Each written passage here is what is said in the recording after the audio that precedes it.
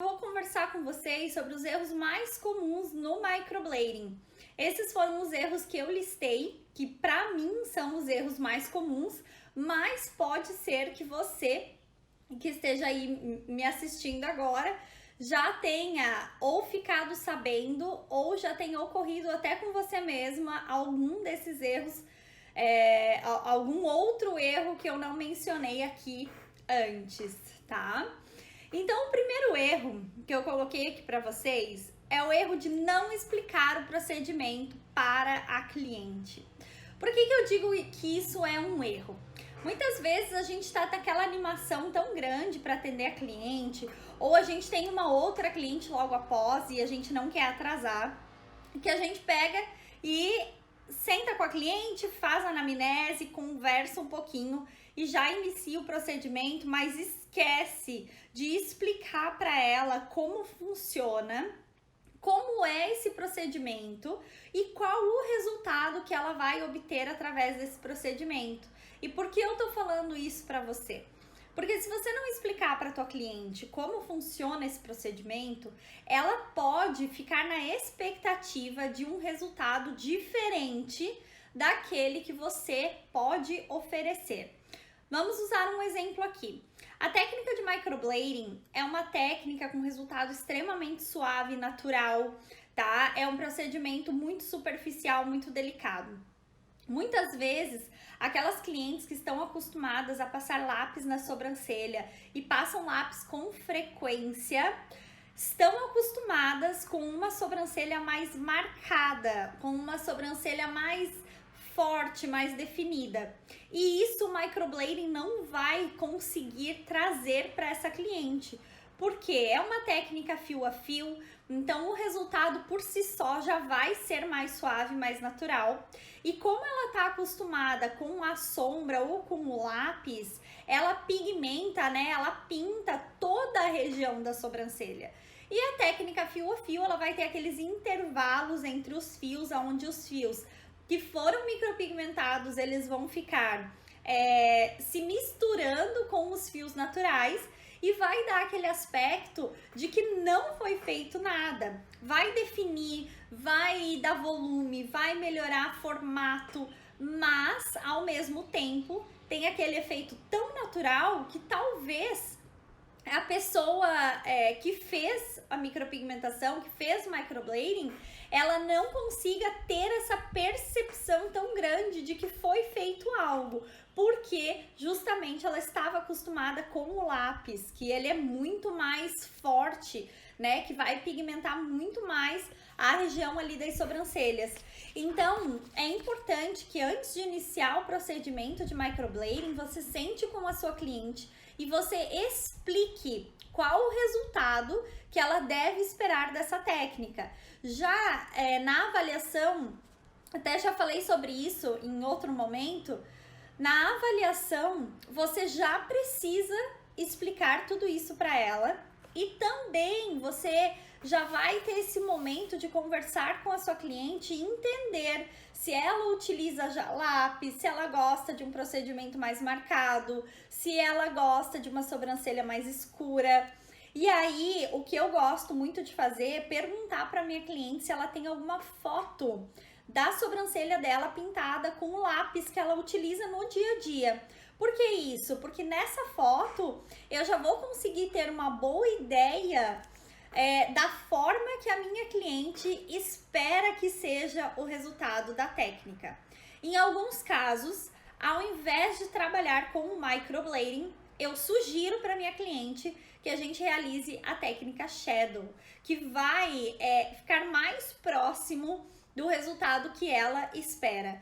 Então, pessoal, é de extrema importância você explicar o procedimento para tua cliente, porque, mais uma vez eu repito aqui para vocês, é muito importante você entregar para sua cliente o resultado que ela está esperando. Se ela espera um resultado mais marcadinho, se ela espera um resultado mais um pouco mais forte, de repente a técnica de microblading não seja a mais adequada. E a gente tem que respeitar a opinião de cada cliente. Eu, na verdade, eu sou do tipo de profissional que adoro entregar procedimentos super naturais, Só que nem sempre isso é possível. Muitas vezes a minha cliente chega com uma foto de como ela passa o lápis na sobrancelha e eu começo a conversar com ela e já descubro ali mesmo que ela gosta muito de uma sobrancelha mais marcada, mais definida, mais delimitada. E aí o que acontece? Eu já tenho que conversar com ela sobre uma outra possibilidade sem ser o microblading, e explicar para ela que talvez o microblading não atenda essas expectativas que ela tem em relação ao procedimento. Então, é muito importante a gente explicar para a nossa cliente como funciona essa técnica. Hoje é sim a técnica mais pedida do momento, mas já aconteceu várias vezes comigo e acredito que talvez já tenha acontecido com você, de a gente entregar para a cliente o procedimento maravilhoso, ela voltar no retoque, cicatrizou, ficou linda, maravilhosa, muitas vezes nem precisa de retoque. E aí o que a tua cliente fala? Ah, eu quero bem mais escura. Aí o que acontece? Poxa, eu já usei o tom do pigmento de acordo com o tom do pelo da minha cliente. A cicatrização foi excelente, a fixação de pigmento foi excelente.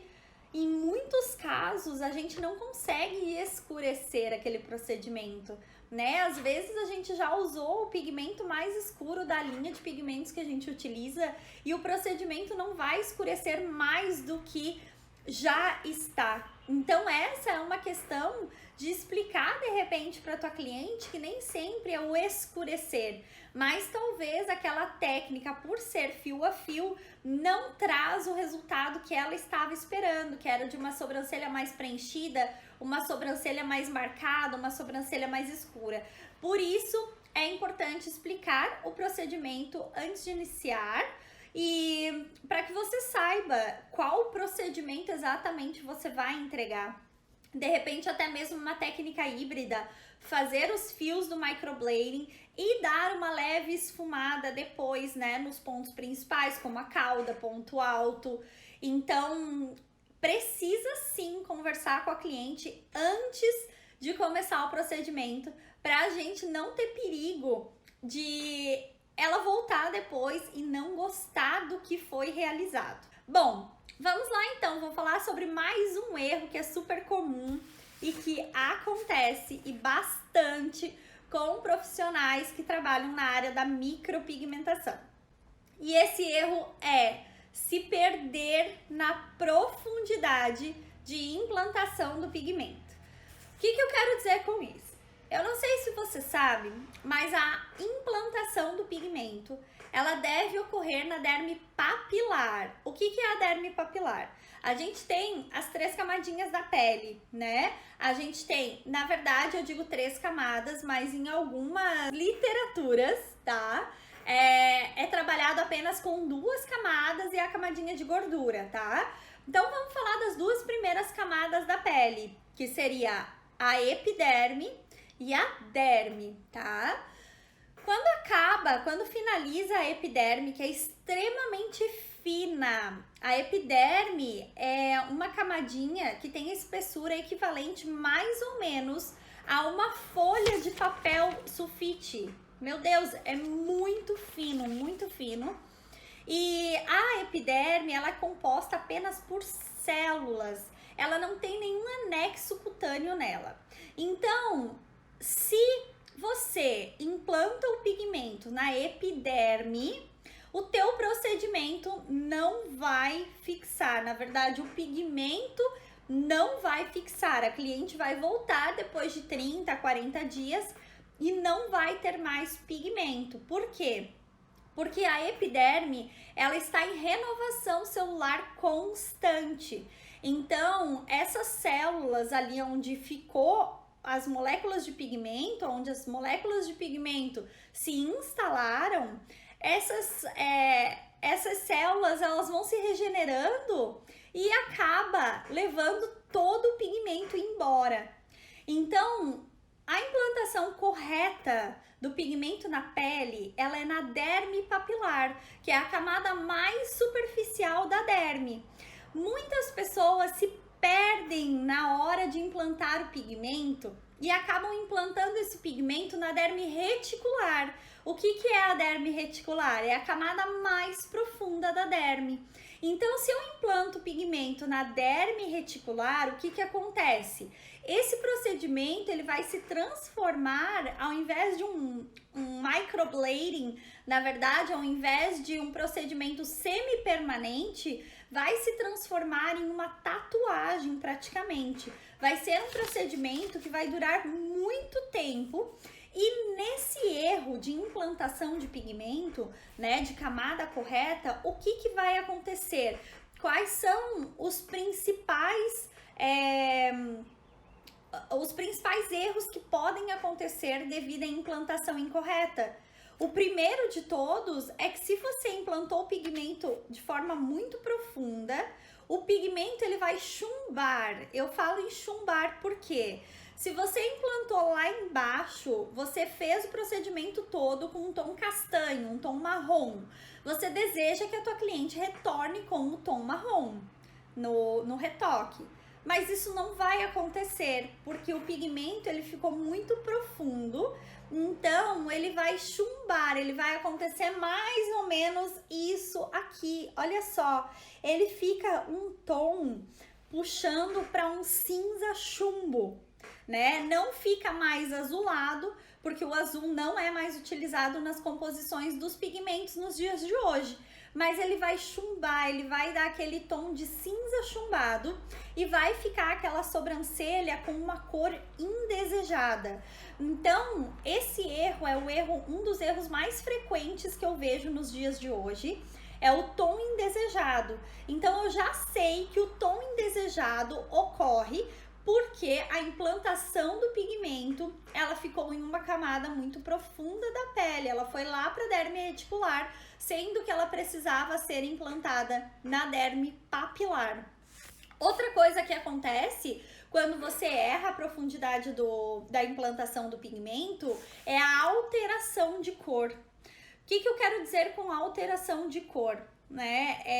Quando a gente faz o procedimento na camada correta da pele, o pigmento ele vai se degradando, ele vai sendo eliminado ou absorvido com o passar do tempo. Por isso a técnica de microblading ela tem uma durabilidade média de 8 a 12 meses, né? Porque justamente por isso o pigmento vai sendo levemente absorvido pelo nosso organismo e também sendo eliminado pela regeneração natural das células da nossa pele. E aí ele vai sendo eliminado de forma igual, tá? De forma igual. Todas as moléculas vão sendo eliminadas. Quando a gente faz um procedimento muito profundamente, o que acontece? Existem cargas pigmentares ali. Vamos supor que um pigmento ele é composto, né, para virar o marrom, ele é composto de cores primárias. Antigamente era o azul, vermelho e amarelo. Hoje o azul ele foi excluído, justamente porque aconteciam muitos casos de sobrancelhas ficarem azuis, esverdeadas. Então, para evitar isso, os fabricantes aí de pigmento, eles eliminaram a cor azul, tá? E no lugar da cor azul entrou a cor preta. Bom, a mistura do preto, vermelho e amarelo vira o marrom, que é o marrom que a gente utiliza hoje para realizar os procedimentos de sobrancelhas. Então, o marrom mais escuro, o marrom médio, o marrom mais claro. Quanto mais escuro o pigmento é, maior a quantidade de preto na mistura.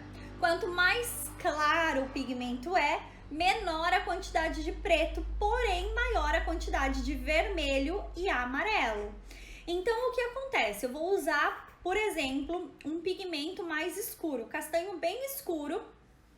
E nesse castanho escuro, a gente tem uma concentração muito maior da cor preta, certo? Menos vermelho e menos amarelo. Quando eu realizo o procedimento e esse pigmento ele foi parar lá na derme reticular, que é a derme mais profunda, ele não vai ser eliminado em uma média de 8 a 12 meses. Vai ser um procedimento que vai ter uma duração muito maior. Então, o que acontece, pessoal? O preto vai ser a última cor a ser absorvida pelo nosso organismo ou a ser eliminada. Então, com o passar do tempo, essa sobrancelha tende a modificar o tom. Ela não vai ficar marrom. Ela vai começar a ter essa degradação desigual, porque o pigmento que tem ali em maior quantidade vai ficar por mais tempo. Então, por que a gente vê muita sobrancelha acinzentada? Por que a gente vê muita sobrancelha vermelha, por exemplo? Quando a gente vê uma sobrancelha vermelha ou laranja, é porque provavelmente o pigmento foi implantado na camada errada, foi implantada na camada da derme reticular, que é a derme mais profunda, e houve uma degradação do pigmento. Como nessa mistura foi utilizada uma pigmentação onde tinha menos preto e mais vermelho na composição, o vermelho é o que vai estar sendo degradado por último. Então, o preto foi eliminado, o amarelo foi eliminado, o que restou? A cor vermelha. Então, as sobrancelhas acabam ficando vermelhas depois de 2, 3 anos, né? Onde, na verdade, ela estaria sendo eliminada por completo se estivesse sido implantado o pigmento na camada correta. Então, muito cuidado com esse erro. Esse erro, ele é muito comum mesmo, gente. Eu pego muita sobrancelha que vem para fazer uma manutenção, que vem de outros profissionais e que muitas vezes eu não consigo, primeiro, resolver esse problema, porque já tem uma carga pigmentar muito alta ali embaixo, então ela precisa fazer primeiro a remoção a laser, para depois a gente fazer um novo procedimento em cima. E segundo, se a sobrancelha ficou alaranjada, se ficou avermelhada, o laser muitas vezes não consegue fazer a remoção. O laser, ele vai ter atração pelas cores mais escuras e o vermelho talvez, tá? Depende muito do tipo do laser e da configuração, mas o vermelho é a cor mais difícil de ser removida. Então, às vezes, a cliente vai fazer 4, 5 sessões de laser e não vai tirar, não vai remover aquela pigmentação vermelha. E aí vem o nosso desafio de fazer o procedimento em cima daquela pigmentação vermelha, só que para isso a gente tem que tomar muito cuidado, porque a gente precisa entender as cores para que a gente faça uma neutralização e não deixe essa sobrancelha ainda mais vermelha do que ela já chegou. Vamos lá então. Próximo erro que é muito comum também entre micropigmentadoras, principalmente para quem está começando. Por que eu falo para quem está começando, tá? Porque uma das maiores dificuldades de quem está iniciando na área da micropigmentação é a colorimetria. É saber analisar o pelo daquela cliente, é saber entender qual vai ser o pigmento que vai ser utilizado para cada sobrancelha. Então, essa é a dúvida assim que mais acontece. Essa é a mensagem que eu mais recebo das minhas alunas, né, me perguntando: professora, né, o que eu vou colocar nessa cliente, que cor eu uso nessa cliente. Então, eu acho que a maior dificuldade das pessoas que estão começando na área é entender a colorimetria, que na verdade é muito simples. Depois que você entende, você pensa: meu Deus, era só isso? Sim, só que quando a gente inicia, a gente pensa que colorimetria é um bicho de 7 cabeças, e não é. Existe uma forma muito simples de se aprender colorimetria, tá? Mas voltando aos erros, então, não escolher o pigmento ideal para sua cliente. Esse é um dos erros que eu mais vejo também. Ele está até interligado com o erro de cima, né? Mas não tem a ver com a profundidade, mas com o pigmento em si. Então, o que eu quero falar para vocês? Em primeiro momento, para não ter erro, gente, super simples. Você vai escolher o pigmento de acordo com a cor da sobrancelha, da cor do pelo da sua cliente. Ana, posso olhar a cor do cabelo da minha cliente? Não.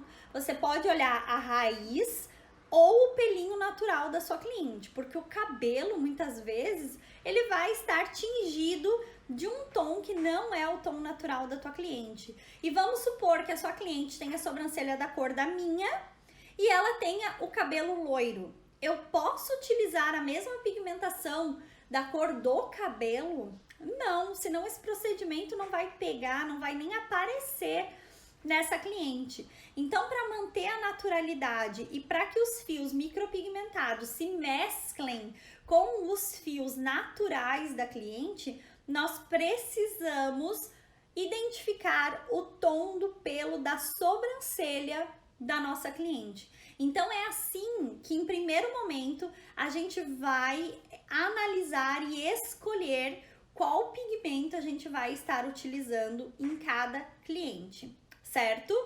Então, a partir disso, eu analisei o pelo da minha cliente, eu defini qual pigmento eu vou usar, eu vou fazer um pinguinho na testa da minha cliente e eu dou uma borradinha, tá? Para eu conseguir ver a parte mais esfumada. E eu vou avaliar se essa cor que eu fiz o teste, ela ficou de acordo com a cor do pelo da minha cliente. Se eu olhar o tom que eu fiz o teste e ele ficar mais claro do que a sobrancelha, do que os pelos, eu preciso dar uma leve escurecida. E se eu ver que ficou mais escuro, eu vou dar uma leve clareada nesse tom, né? Nessa mistura que eu fiz. Por quê?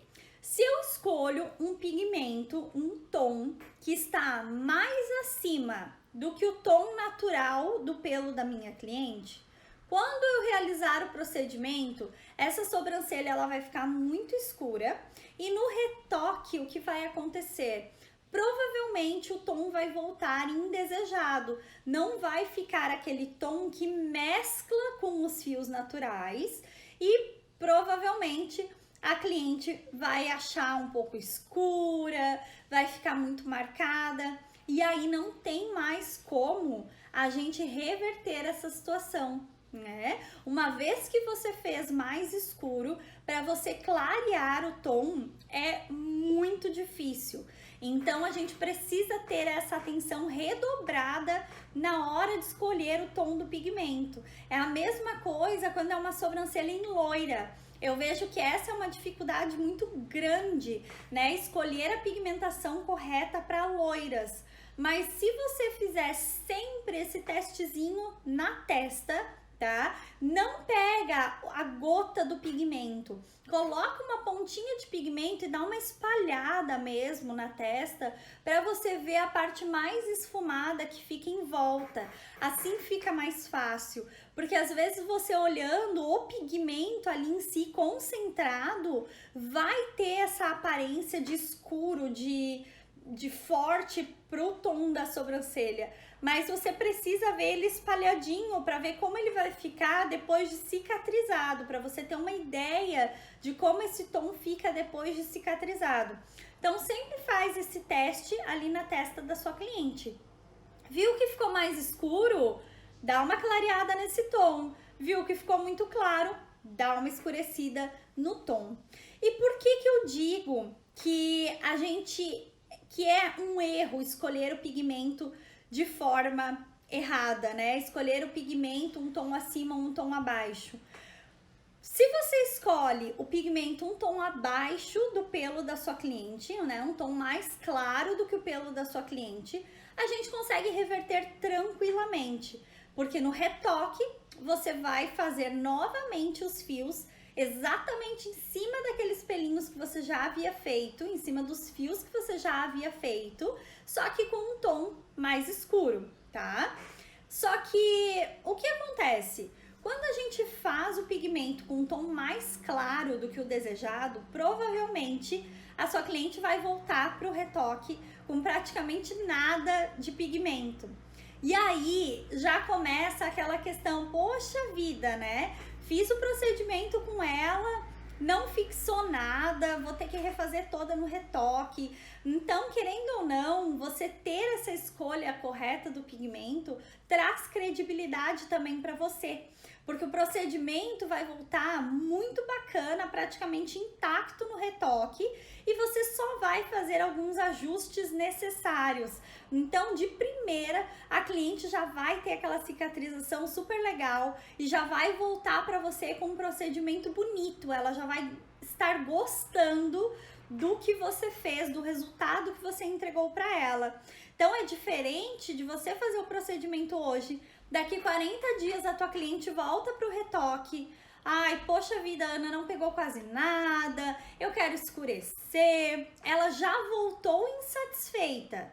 Então, para você reverter essa situação, para que ela fique satisfeita, ainda vai te tomar aí uma média de mais 40 dias, né? E provavelmente você tenha que oferecer um terceiro retoque, porque naquele retoque que você escureceu, pode acontecer de não fixar totalmente o pigmento, né? Em algumas regiões pode ficar falha e aí você precisa refazer. Então, é também uma questão de credibilidade, de você mostrar que você manja do assunto, que você é especialista e que você está fazendo o seu trabalho da forma correta. Então, sempre cuidar com essa questão da cor ideal, do pigmento ideal. Faz o teste na testa da sua cliente, é rápido e te dá uma imagem muito clara da cor depois de cicatrizada, para você analisar se vai fechar, se vai ficar de acordo com o tom do pelinho da tua cliente. Outro erro que eu vejo com muita frequência, o erro de não saturar o pigmento quando você finaliza o procedimento. O que é saturar pigmento em primeira mão aqui, né? Primeira coisa, saturar pigmento é você fazer todo o teu procedimento e no final do procedimento você massagear o pigmento ali e deixar ele parado por alguns minutos. Isso é saturar pigmento. Bom, por que a gente precisa saturar o pigmento? Quando a gente faz os microcortes com a lâmina, o pigmento ele já penetra no fio que eu fiz, no cortezinho que eu fiz. Por quê? Porque a minha lâmina ela já vai ter uma boa quantidade de pigmento. Só que muitas vezes o pigmento que foi implantado ali naquele local, ele não vai conseguir ficar de forma igual em todo o corte. Talvez no início do corte fique mais pigmento, no meio um pouco menos, lá no final muito pouco. E isso depois de cicatrizado vai dar um aspecto de falha. Vai parecer que a sobrancelha está toda falhada e você vai ter que refazer o fio. Então a saturação no final do procedimento, ela serve para que você consiga colocar pigmento de forma igual em todo o corte, né? Na verdade, em todos os cortes, mas de forma igual. Então, como que eu vou fazer isso? Uma dica bem legal para vocês na hora de saturar os pigmentos. Você vai esticar muito bem a pele, tá? E você vai fazer uma massagem com pigmento, é claro. Vai fazer uma massagem ali naqueles cortezinhos. Vai mudando o local onde você estica e vai fazendo essa massagem, tá? É muito importante você fazer essa massagem de trás para frente também. Então, primeiro você vai esticar e vai massagear, é massagear mesmo, tá, gente? Não é, não é fazer carinho. Se fizer carinho, o pigmento não penetra. Então, a gente vai esticar e a gente vai massagear. Finalizei essa minha massagem, eu ainda posso vir, de trás para frente e dar mais uma massageada para ter certeza que o pigmento penetrou, tá? Quanto mais você massagear, mais o pigmento vai penetrar nos cortes. Quanto mais o pigmento penetra, melhor vai ser a tua fixação, porque vai ter uma quantidade maior de moléculas de pigmento ali dentro e vai ser muito mais fácil de o teu organismo fixar tudo aquilo ali que você quer. Então, gente, saturar o pigmento é muito importante, né? Não deixe de fazer isso, vai te tomar 3, 4 minutinhos, tá?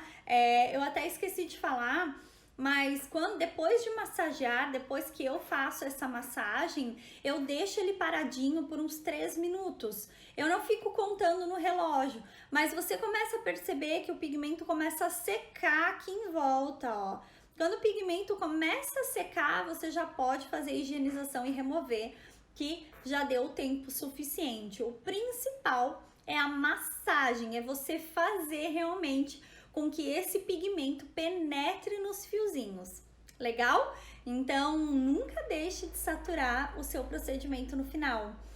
Muitas profissionais, muitas alunas até, que vêm reclamar para mim que o procedimento não tá fixando, que tá voltando no retoque com muito pouco pigmento ou que tá voltando muito falhado, eu sempre pergunto para elas, em primeiro lugar, você tá saturando pigmento?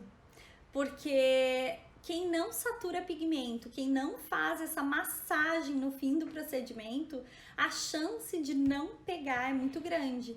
A chance de ficar falha, a chance de ficar muito fraquinha é bem grande. Então a gente precisa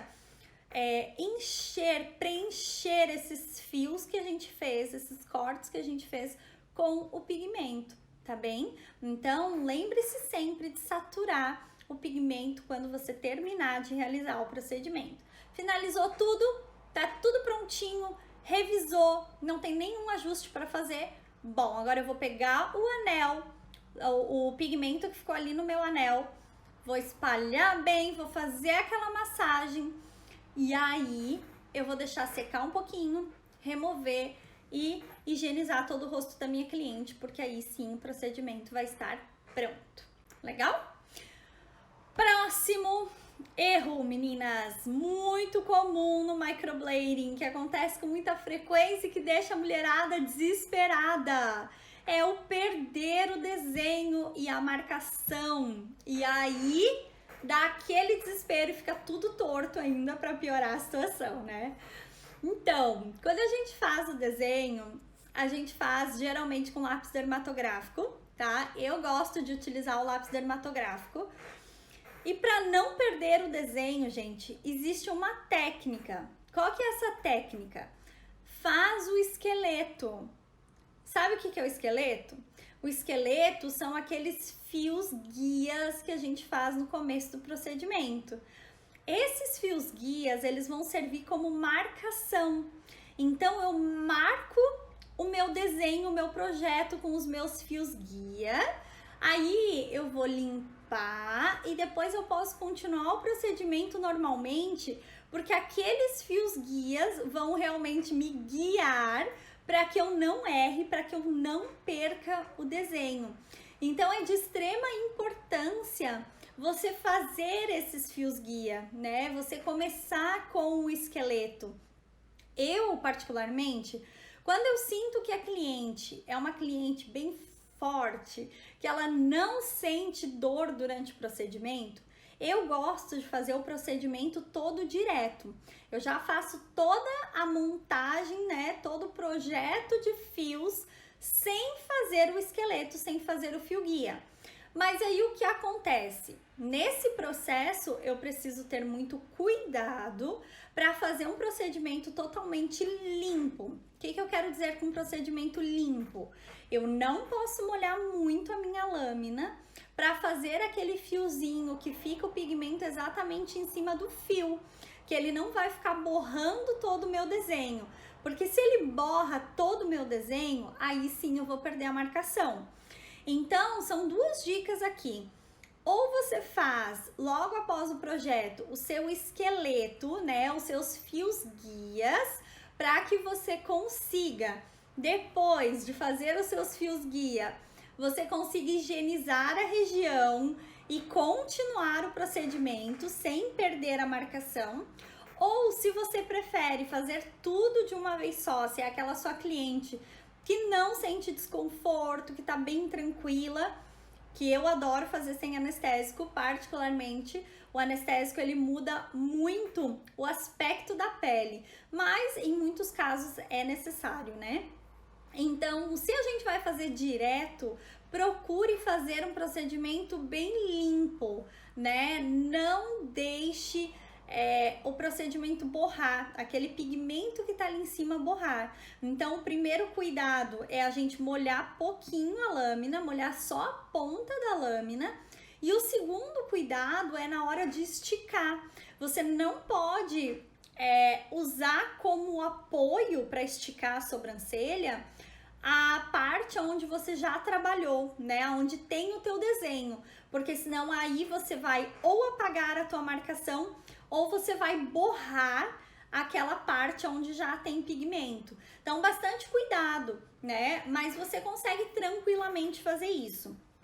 Algumas profissionais, para não perderem o desenho, elas usam ou a caneta cirúrgica, que é uma caneta azul, tá? Que você pode fazer alguns pontinhos em volta do teu projeto e ela é um pouco mais difícil de sair da pele.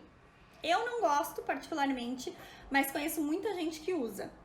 Uma dica que eu acho bem bacana para quem tá começando e para quem tem dificuldade, tá? Na hora de fazer marcação e iniciar o procedimento, é aquela canetinha que as manicures usam e colocam um esmalte branco dentro e ela vai fazendo pontinhos. Por exemplo, para fazer florzinha na unha. Eu acho que hoje em dia eu acho que nem se usa mais aquela caneta, mas ela ainda tem para venda. Essa caneta é bacana porque você também pode fazer os pontinhos com o esmalte em volta ali do teu projeto. E o esmalte, ele também é mais difícil de sair da pele. Então, talvez tu não perca o teu projeto com tanta facilidade como você perderia somente com um lápis dermatográfico. Então, são duas dicas que ficaram aqui para vocês. Você pode usar tanto a caneta cirúrgica, tá? Para fazer a marcação, faz todo o teu projeto com um lápis dermatográfico, finalizou, faz uns pontinhos com a caneta cirúrgica em volta, ou você pode também estar adquirindo aquelas canetas onde a gente coloca esmalte dentro e ela vai fazer pontinhos. Então, você faz o seu projeto com lápis dermatográfico e faz os pontinhos com o esmalte. Eu, particularmente, já vi as duas técnicas sendo usadas e eu gosto mais da técnica do esmalte.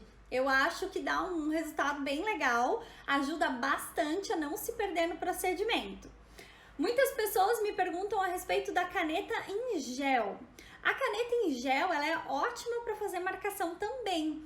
Só que a caneta em gel, ela sai praticamente tão rápido quanto o lápis dermatográfico. Eu ainda diria que o lápis dermatográfico ainda até fica um pouquinho mais. Então, ela não serviria como fonte de não perder a marcação. A caneta em gel, ela faria o mesmo efeito, por exemplo, de um lápis dermatográfico.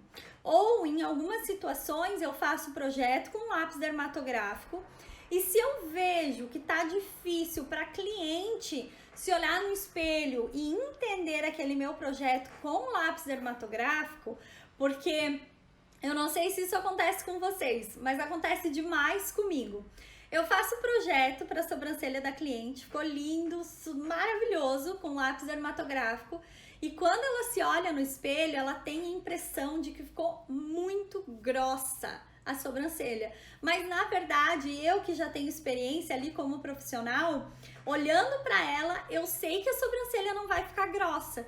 Mas para quem se olha com o desenho em lápis dermatográfico, acredito que por ser preto, dá aquela impressão de aumento, dá a impressão de que a cliente realmente está com uma taturana e que vai ficar muito grossa. Então, para evitar isso, para evitar esse choque da minha cliente na frente do espelho, muitas vezes eu passo a caneta em gel branca só para quebrar um pouco essa impressão de sobrancelha super grossa. Então, dá uma boa ajuda e também na hora de você avaliar as imperfeições e a simetria, com a caneta em gel branca você consegue ter uma boa noção, né? Eu não sei se vocês fazem isso, mas sempre que eu termino o meu projeto, a minha marcação, eu peço para a cliente ficar em pé. Então ela fica em pé de frente para mim e ali eu vou dar um passinho para trás e eu consigo avaliar toda a imagem do rosto da minha cliente. Então eu consigo avaliar dessa forma a simetria. E a canetinha em gel branca, ela me facilita a ter esse olhar mais clínico em relação à simetria das sobrancelhas que eu realizei. Então, eu acredito que para solucionar um pouquinho esse problema aí da cliente se olhar no espelho e ter aquela sensação de que ficou uma taturana, a caneta em gel ela auxilia bastante, tá? Mas fora isso, a caneta em gel então serviria apenas para fazer uma marcação, assim como o lápis dermatógrafo.